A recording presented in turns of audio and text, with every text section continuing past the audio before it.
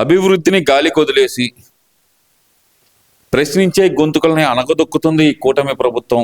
అందులో భాగంగానే వల్లభనేని వంశీ అరెస్ట్ కానీ, లేదంటే పోసాని కృష్ణమురళి అరెస్ట్ కానీ, లేదంటే పెడుతున్న కేసులు కానీ, వైసీపీ నాయకుల మీద పెడుతున్న కేసులు కానీ అంటూ వైసీపీ నాయకులు చేస్తున్న వ్యాఖ్యల్లో వాస్తవాలు ఎంత ఉన్నాయి అనుకోవచ్చుంటారు. అసలు ప్రశ్నించే గొంతు కంటే ఏంటి చెప్పండి? అసలు ప్రశ్నించే గొంతు కంటే గెలిచిన ఎమ్మెల్యే. అవునా? ఏ ఎమ్మెల్యేకైనా 175 మంది ఎమ్మెల్యేలు ఏ ఎమ్మెల్యేకైనా కొంత సమయం ఉంటుంది. మీరు ప్రశ్నించాలనుకుంటే గెలిచిన వాళ్ళంత వరకు 11 10 ఎన్నో వచ్చినాయి కదా, ఆ వాళ్ళంత వరకు వెళ్ళి వాళ్ళ సమయాల్లో మాట్లాడి ప్రశ్నించవచ్చు. అసలు వల్లభనేని వంశీ, పోసాని కృష్ణమురళి ప్రశ్నించే గొంతుకులు ఎలా అవుతారు? వల్లభనేని వంశీ ఒక ఓడిపోయిన మాజీ ఎమ్మెల్యే, అది గన్నవరంకి చెందినవాడు. ఒకప్పుడు ఒక పార్టీలో ఉన్నాడు, ఇప్పుడు ఇంకో పార్టీలోకి మారి అటు ఇటు కాకుండా మధ్యలో చక్కాగాళ్ళంటాడు వాడు. ఇప్పుడు పోసాని కృష్ణమురళి అనేవాడు ఏ పదవి చేశాడు, ఏం ప్రశ్న ఇచ్చాడు? ఇప్పుడు దాకా ఏదో ఫిలిం ఛాంబర్లో కూర్చొని సినిమాలు వాళ్ళకి సలహాలు ఇచ్చుకునే దాంట్లో ఆయన పెట్టి జనాల కోసం ప్రశ్న ఇచ్చారు. లేదంటే ఒకసారి పోసాని కృష్ణమురళి మాట్లాడిన మాటలు విన్నారా మీరు? మన ఇప్పుడు ఉన్న పవన్ కళ్యాణ్ గారిని, మన డిప్యూటీ చీఫ్ మినిస్టర్ గారిని వాళ్ళ కూతుళ్ళ గురించి, వాళ్ళ వైఫ్స్ గురించి, వాళ్ళ ఇంట్లో వాళ్ళ గురించి, వాళ్ళ అమ్మ గురించి ఎంత అసహ్యంగా మాట్లాడారో మీరు ఇప్పుడు విన్నారా? ఒకసారి వీడియోలు యూట్యూబ్లో ఉన్నాయి, చూడండి. ఫేస్బుక్లో వస్తున్నాయి, చూడండి. చూసిన తర్వాత చేయటం కరెక్టా కాదా అనేది దాని తర్వాత బట్టి చెప్దాం. అసలు పోయినసారి ఏమీ అనకుండా పోయినసారి వైసీపీలో ఉన్న ఎంపీనే జైల్లోకి తీసుకెళ్ళి కొట్టిన వాళ్ళు వీళ్ళు ఇప్పుడు ఇది కరెక్ట్ కాదు, అది కరెక్ట్ కాదని చెప్పి అంత స్థాయిలో వాళ్ళు లేరు. వినిపించుకునే స్థాయిలో టీడీపీ కూటమి ప్రభుత్వం కూడా లేదని చెప్పి నేను భావిస్తున్నాను. అంటే ఇక్కడ చూస్తే కనుక వల్లభనేని వంశీ అందగాడు, చంద్రబాబు నాయుడు కంటే లోకేష్ గారి కంటే అందగాడు అని చెప్పి కక్షపూరితంగా అరెస్ట్ చేశారు, కడుపు మంటతో అరెస్ట్ చేశారని చెప్పి జగన్మోహన్ రెడ్డి స్టేట్మెంట్. మరి దాన్ని ఎలా చూడాలంటారు? జగన్మోహన్ రెడ్డి సాయంత్రం వల్లభనేని వంశీ వాళ్ళ ఇంటికి ఏమైనా వెళ్ళాడో మనకు తెలియదులే, కానీ అందగాడు అని చెప్తున్నాడు. ఒకసారి జగన్మోహన్ రెడ్డి గారు ఈయన ఎదురెదురు కూర్చొని ఏమన్నా ఏమేమి చూసుకున్నారో మనకు తెలియదు మరి, కానీ మన అందగాడు చందగాడు అని ఎట్లా చెప్తున్నారో నాకైతే అర్థం కావట్లేదు. వల్లభనేని వంశీ అనే వ్యక్తి జగన్మోహన్ రెడ్డి ఏదైతే చెప్పాడో, ఏదైతే మాట్లాడమని చెప్పాడో అది అక్షరాల మాట్లాడాడు. ఇప్పుడు చుట్టుకుంది ఎవరికి? జగన్మోహన్ రెడ్డికి చుట్టుకుందా, వల్లభనేని వంశీకి చుట్టుకుందా? వల్లభనేని వంశీకి చుట్టుకుంది. ఇట్లాగే కొంచెం వైసీపీ క్యాడర్ కానీ ఎవరైనా సరే మాట్లాడే ముందు 1కి 10 సార్లు ఆలోచించుకొని మాట్లాడితే బాగుండిద్ది. ఈరోజు ఏదో మీరు చెప్పింది నడుస్తుంది కదా, పిల్లకాలం ఎలా ఉండిద్ది అంటే కుదరదు. పోయినసారి ఎంత రెచ్చిపోయారు. ఆయన ఏం మాట్లాడాడు భువనేశ్వరమ్మ గురించి? ఎవరైనా సరే ఆ మాటలు వింటే ఏమన్నా ఉండే మాటలైనా, ఏ కొడుకైనా వాళ్ళ అమ్మ గురించి మాట్లాడితే నారా లోకేష్ గారు ఇప్పుడు చేస్తుంది 100% కరెక్ట్. ఎందుకంటే అందరి మీదకి ఏమి ఇచ్చేయట్లేదే. రెడ్ బుక్ రాజ్యాంగం అంటున్నారు. రెడ్ బుక్ రాజ్యాంగం అందరి మీదకి రావట్లేదు కదా. ఇప్పుడు నేను రోడ్డు మీద నడుచుకుంటూ వెళ్తున్నా, రెడ్ బుక్ రాజ్యాంగం ఆగండి అని చెప్పి టీడీపీ వాళ్ళందరూ వచ్చి కొడుతున్నారా? కొట్టట్లేదు కదా. ఎవరైతే తప్పులు మాట్లాడారు, వల్లభనేని వంశీ తప్పు మాట్లాడాడు, అసెంబ్లీ సాక్షిగా అవన్నీ రికార్డెడ్గా ఉన్నాయి, తీయండి. ఇప్పుడు పోసాని కృష్ణమురళి ప్రెస్ మీట్ సాక్షిగా మాట్లాడాడు, ఉన్నాయి, అంతే. ఇప్పుడు నందిగాం సురేష్ తప్పు చేశాడు, వెళ్ళాడు. తప్పు చేసిన వాళ్ళకి చట్టపరంగా చర్యలు తీసుకుంటున్నారు తప్పితే ఏ ఇల్లీగల్గానో కేసులు పెట్టి పోయినసారి చంద్రబాబు నాయుడు గారి మీద కానీ 60,000 కోట్లు స్కామ్ చేశాడు, తర్వాత 20,000 కోట్లు, తర్వాత 1000 కోట్లు, తర్వాత 600 కోట్లు, తర్వాత 60 కోట్లు. ఇప్పుడు అసలు అసలు ఏమీ లేకుండా పోయింది. అట్లా ఉండదు. ఏదైనా రికార్డెడ్గా ఉండిద్ది, ఏదైనా స్ట్రైట్గా ఉంటుంది. తప్పు చేసిన వాళ్ళకి ఖచ్చితంగా శిక్ష అనుభవించక తప్పదు. అంటే ఇక్కడ ప్రధానంగా చూస్తే కనుక సూపర్ 6ని ప్రశ్నిస్తున్నారని చెప్పి వైసీపీ నాయకుల మీద వరుస కేసులు పెడుతున్నారు అనే మాట రోజా వాడుతుంది కదా. మరి అసలు ఎవరండి వైసీపీ నాయకులు? మీరు వైసీపీ నాయకులు నాకు తెలిసింది 11 మంది వైసీపీ నాయకులు ప్రస్తుతం. అందులో జగన్మోహన్ రెడ్డి గారు ఒకరు, మిగతా 10 మంది పేర్లు కూడా నాకు తెలియదు. వీళ్ళు 11 మంది కాకుండా ఎవరండి వైసీపీ నాయకులు అసలుకి?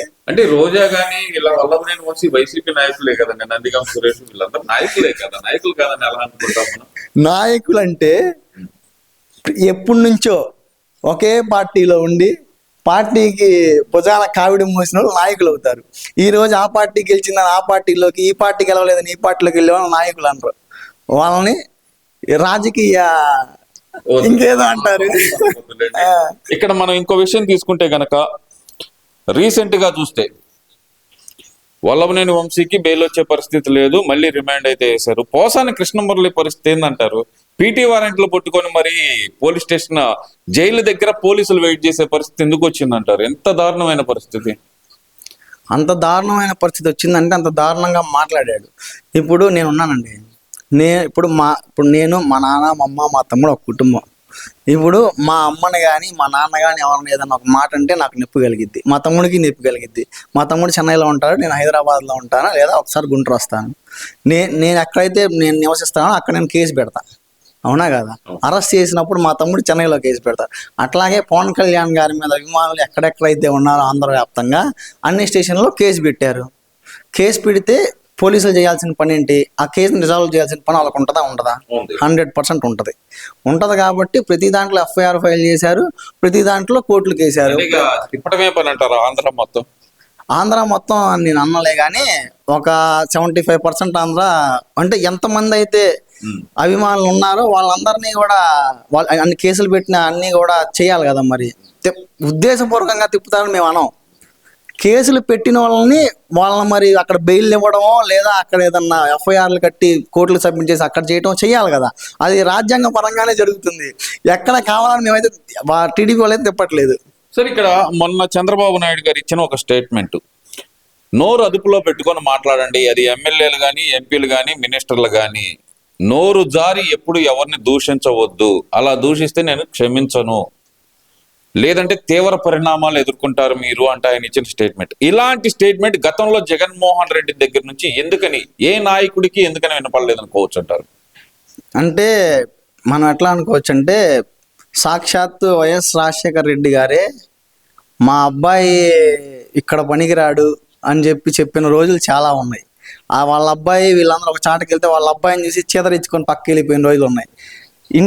వాళ్ళ ఇంట్లో జరిగిన గొడవలు కానీ, వాళ్ళ ఇంట్లో జరిగిన పరిణామాలు కానీ అవన్నీ బయటకు వస్తూనే ఉంటాయి. అవి వాస్తవాలు ఎంత అవాస్తవాలు ఎంత మనకు తెలియనప్పటికీ కొన్ని నిప్పు లేకుండా పొగరాదని వస్తూనే ఉంటాయి. ఇప్పుడు చూస్తున్నాం మనం, వాళ్ళ చెల్లి కానీ, వాళ్ళ చెల్లెళ్ళు కానీ, వాళ్ళ కన్న తల్లి కానీ ఎవరైనా సరే ఆయన దగ్గరికి వెళ్ళే ఒకటన్నా ఉందా? దీన్ని బట్టే మీరు అర్థం చేసుకోవాలి. సొంత కుటుంబ సభ్యులు కని పెంచిన అమ్మా నాన్నలే ఆయనకి సపోర్ట్ లేరు, తోడబుట్టిన చెల్లెళ్ళే ఆయనకి సపోర్ట్ లేరు. అట్లాంటి ఒక వ్యక్తి దగ్గర నుంచి ఇట్లా చేయొద్దు అట్లా చేయొద్దు అని కండిషన్లో పెట్టే వాక్యాలు ఎట్లా వస్తాయని మీరు అనుకుంటారు? చంద్రబాబు నాయుడు గారు అంటే ఫస్ట్ నుంచి కష్టపడి కింద స్థాయి నుంచి పై స్థాయి దాకా కష్టపడి వచ్చిన వాళ్ళు, కింద క్యాడర్ ఎలా ఉండిద్ది, మధ్యలో నాయకులు ఎలా ఉంటారు, వాళ్ళపైన ఎమ్మెల్యేలు ఎలా ఉంటారు, మనం ఎలా ఉండాలి అనేది ఒక ప్యూర్ లైన్ ఉంటుంది ఆయనకి. ఆ లైన్ బేస్ మీద వెళ్తాడులే కానీ ఆ పక్క లైన్లోకి వెళ్ళడు. అట్లాంటి రాజకీయాలు కూడా మనకు వద్దని చెప్తాడు ఆయన. అట్లా చెయ్యాలి అనుకునే వాళ్ళైతే ఈ పాటికి జగన్మోహన్ రెడ్డి అనే వ్యక్తి బయట తిరిగేవాడు కాదు, ఎప్పుడో ఊసలు లెక్క పెడతా ఉండేవాడు. ఇక్కడ ఇంకో విషయం కూడా తీసుకోవాలి. జగన్మోహన్ రెడ్డి అసెంబ్లీకి వెళ్తున్న రోజు వైసీపీ నాయకులు కానీ లేదంటే వైసీపీ కార్యకర్తలు కానీ ఇచ్చిన ఎలివేషన్, జగన్మోహన్ రెడ్డిని చూసి 164 మంది ఎమ్మెల్యేలు గడగడ వణికించడానికి వెళ్తున్నాడు అన్నారు. మరి జగన్మోహన్ రెడ్డి మళ్ళీ బయటకు వచ్చిన తర్వాత నేను అసెంబ్లీకి వెళ్ళనేకా అని చెప్పి ఆయన చెబుతున్నారు.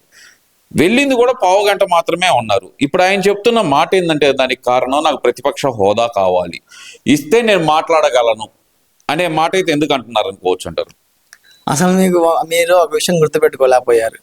పోయినసారి మన ఈ కూటమి ప్రభుత్వం గెలవగానే మన రఘురామకృష్ణరాజు గారి సోషల్ మీడియాలో వాళ్ళ అభిమానులు కొన్ని పెట్టారు మీమ్స్.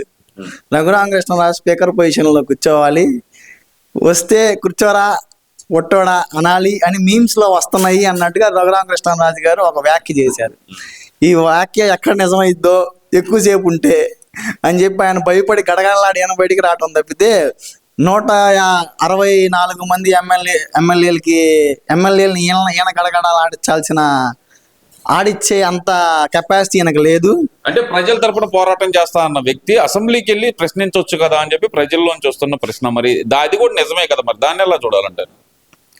అసలు నేను అదే కదండి మీకు చెప్తుంది. ఆయనకి ప్రజల తరపున పోరాడాలని కానీ ప్రజల తరపున నిలబడాలని కానీ ఒక్క పాయింట్ కూడా ఉండదు ఆయనకి. ఆయనకల్లా ఏంటంటే భారతీయ సిమెంట్స్, సాక్షికి ఎట్లా పేపర్ల రూపంలో డబ్బులు పంపించుకోవాలి, భారతీయ సిమెంట్స్కి కాంట్రాక్ట్లు అన్నీ ఎలా అప్పచెప్పాలి, గవర్నమెంట్ కాంట్రాక్ట్స్ అన్నీ భారతీయ సిమెంట్స్లోకి ఎట్లా తీసుకెళ్ళాలి. బిజినెస్ మ్యాన్, ఆయన ప్యూర్ బిజినెస్ మ్యాన్. ఆయన సొసైటీకి సేవ చేయాలని కానీ ఏది ఉండదు. ఆయనకు కావాల్సింది ప్యూర్ బిజినెస్ మ్యాన్, డబ్బులు, ఆయన వాళ్ళ ఆవిడ ఇద్దరే. ఇంకా వాళ్ళ ప్రజల సమస్యలు కానీ వాళ్ళ కుటుంబ సమస్యలు కానీ ఏమీ పట్టవు. డబ్బులు, వాళ్ళ ఫ్యామిలీ. ఇంతకు మించి జగన్మోహన్ రెడ్డి గారికి ఏమీ ఉండదు.